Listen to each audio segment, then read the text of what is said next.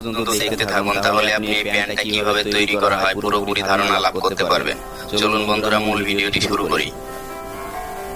Garments ইন্ডাস্ট্রিতে যখন একটি প্যান্ট তৈরি করা হয়, তখন প্রথমে এর ফ্রন্ট পার্ট এবং ব্যাক পার্ট তৈরি করা হয়। আপনারা একটু ফ্রন্ট পার্ট দেখতে পাচ্ছেন। ফ্রন্ট পার্ট ইনসাইড এবং টপ সাইডে কি কি প্রসেস আছে, আমরা প্রথমে এই ফ্রন্ট পার্টটি তৈরি করব। গার্মেন্টস ইনপুট আনার পর প্রথমে ফ্রন্ট পার্ট এবং ব্যাক পার্টে নি মার্ক করা হয়। অবশ্যই এখন কোনো ফ্যাক্টরিতে নি মার্কের বদলে কাট মার্ক দেওয়া হয়ে থাকে। এরপর ফ্রন্ট পকেট মেক করা হয়। ফ্রন্ট পকেট মেক করার জন্য প্রথমে কয়েন পকেটের পজিশন মার্ক করা হয়।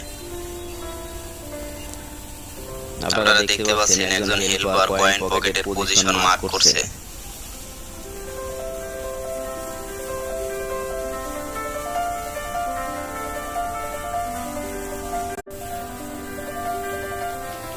Coin pocket